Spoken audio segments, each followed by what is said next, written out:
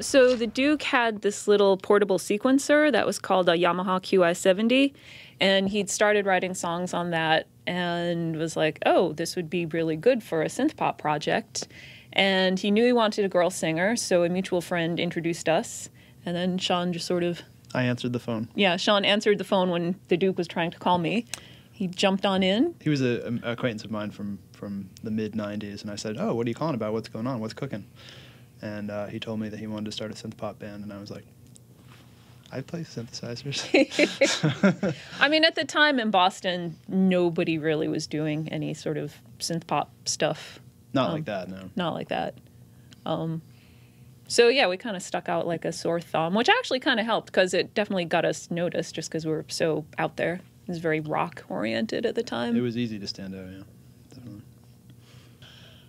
Well, I think we initially thought we would play some parties. We'd play a few parties and we'd have a few songs. We'd play a couple covers. And then the Duke, who's now left the band, had written a couple of songs that were kind of like, oh, this might be more serious than we thought. Like when Plastic Stars came in, it was kind of like, oh, this is actually legitimately good. This is like a real song. Like maybe this has some potential. And I think the first time we rehearsed Harebrained Scheme and Plastic Stars for the first time the same time at his place. Mm-hmm. The first time we'd ever played those. And I remember thinking like, oh, we're very good at this, and these songs are great, and this might actually be pretty good. A couple of years back, and she doesn't actually remember this now, but a couple of years back, she had mentioned that it might be nice to, when we were still a three-piece, that it might be nice to have a woman in the band to balance things out a little bit. It might be more fun for her to travel with having to have a buddy in the band, and not that you guys aren't my not buddies, that we're not, but a little different stores that we go into when we go shopping. And then it just the idea of it came up a couple times, but nothing ever really happened with it. And then in spring '09, our founding member and sonic architect and primary songwriter, the Duke, left the band.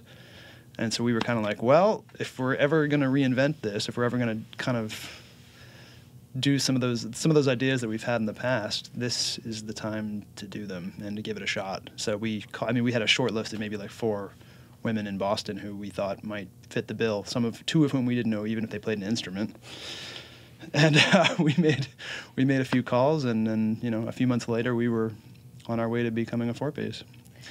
We had a touring keyboard player, Robert John Foster, who we were going to bring him into the band anyway. It looked like we were going to become a 4-piece anyway, even before the Duke left the band. So we were going to be a 4-piece with 3 guys and a girl.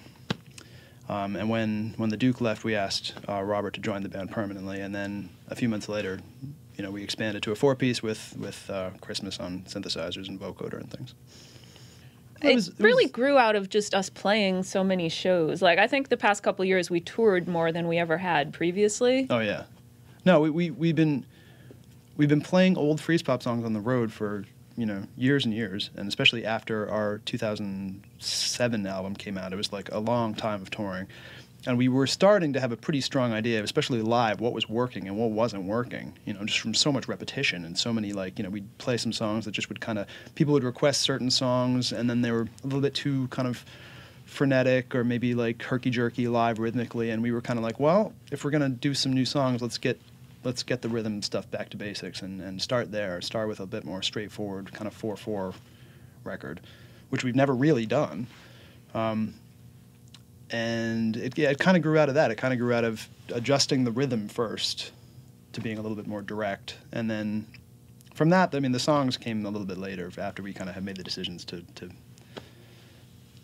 change it from the ground up rhythmically, I think. I'll bite on that one too. When the idea to have a song in a video game first came up, I said, "No way, man! No way! You kidding? We're not selling out." That's of course, it is exactly how I said it, and it was in like 2001 or something when Frequency was coming up, and I was like, "Are you kidding? Like, no way! That will really affect our integrity." This was before the music business tanked completely, so I didn't know what I was talking about. We had the opportunity to put a song into these smaller video games that they were working on at the time. Harmonix were working on Frequency and Amplitude.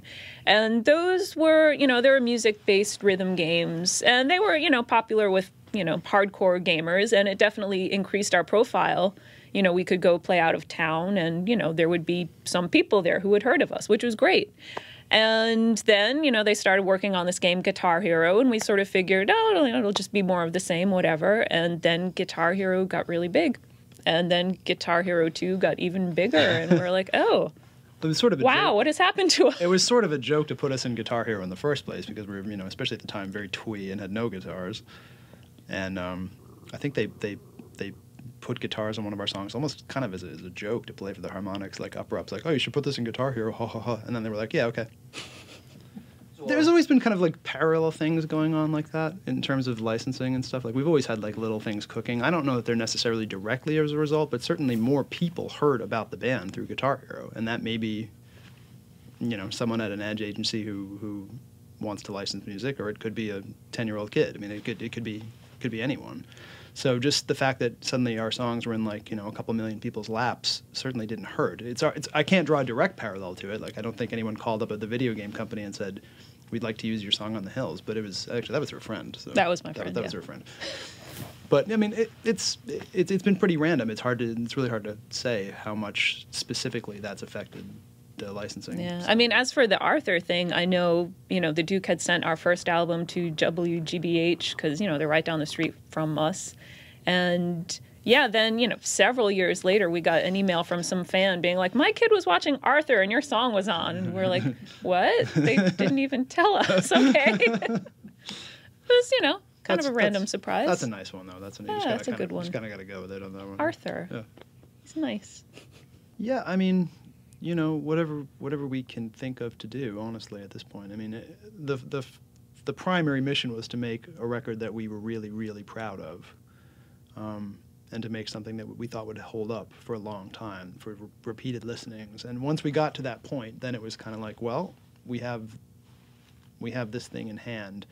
How can we deliver this in a way that we haven't before, and just find some new avenues and try to, take ourselves a little bit more seriously, as well as hoping that some other people will take us a little bit more seriously. Because the record that we thought deserved a better chance. So we've been trying to be a little bit more like, get out there in the world a little bit in a more kind of standardized way, and do stuff like this, where in the past we've kind of shied away from that kind of stuff a little bit.